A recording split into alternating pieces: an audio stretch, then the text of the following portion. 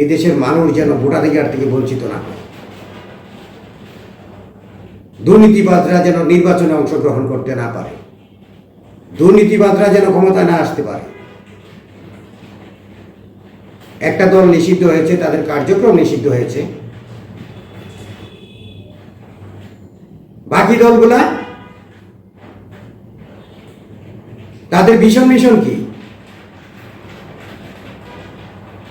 তাদের ভীষণ মিশন কি এই জাতির কাছে তুলে ধরুন। আমরা হিংসার রাজনীতি বন্ধ করি। হিংসা মানুষকে ধ্বংস করে, হিংসা মানুষকে পথে নামিয়ে দেয়। ডক্টর ইউনূস লন্ডনে অবস্থান করতেছেন, আলোচনা আছে বিএনপির ভারপ্রাপ্ত চেয়ারম্যান জনাব তারেক রহমানের সাথে বৈঠক হবে,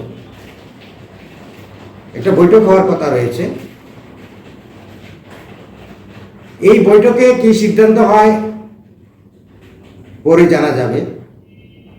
আমি মনে করি আপনারা ডক্টর ইউনূস গভর্নমেন্টকে সহযোগিতা করুন, আমাদের দেশের জন্য, দেশের জনগণের জন্য, দেশের মানুষের জন্য। ডক্টর ইউনূসকে সহযোগিতা করলে কি হবে? দুর্নীতিবাদদের জন্য কালো রাত নেমে আসবে, বাংলাদেশে দুর্নীতি বন্ধ হবে। যখনই উনি দুর্নীতির বিরুদ্ধে কথা বলতে গেছেন তখনই সমস্যা হচ্ছে।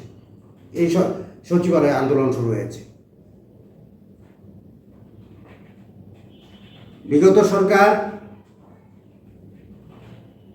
পুলিশ প্রশাসনের মধ্যে একজন বলেছিলেন যে মেয়েরা কোথায় লুকিয়ে থাকবেন, মাটির নিচে লুকিয়ে থাকলে বের করে আনবো, ঘর থেকে টেনে এসে বের করব। কই, একজন পুলিশ সদস্য থাকতে আওয়ামী লীগকে সরানো যাবে না, সরকারকে হটানো যাবে না। কই, উনি তো নিজেই হন বাংলাদেশে নাই, পালিয়ে আছেন। এসব কথা কোনো মানে আছে বলা? ক্ষমতা কি চিরস্থায়ী? ধরুন, মনে করেন একটা সিংহ, বনের রাজা সিংহ, এই সিংহ যখন একটা সময় বয়সের কারণে নুয়ে যায়, তখন সে কিন্তু শিয়ালের কাছে পরাজিত স্বীকার করে, সে কিন্তু কুকুরের কাছে পরাজিত স্বীকার করে।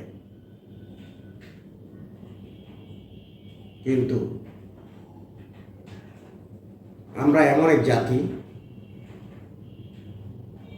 ভালো কাজটাকে সাপোর্ট না করে দুনিয়ার নানান ফিরিস্তি হাজির করি।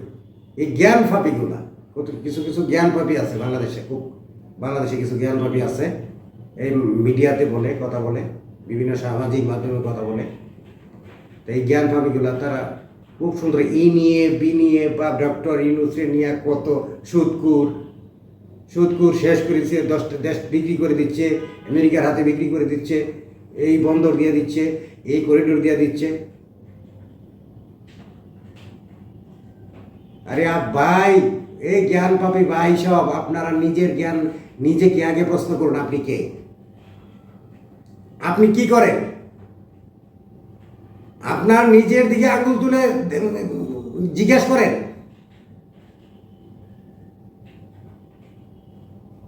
বলতেছেন ডক্টর ইউনূস গ্রেপ্তার হয়ে গেছে লন্ডনে, মিডিয়াতে প্রচার করতেছে, ক্ষমতা নিয়ে গেছে আরেকজনে, ডক্টর ইউনূস কোটি কোটি টাকা পাচার করে দিতেছে। এইসব ভুয়া তথ্য দেন কেন? বাংলাদেশের কুৎসারটনা করতে হবে। পৃথিবীর কোনো দেশ তো নিজের দেশের বিরুদ্ধে এইভাবে কথা বলে না।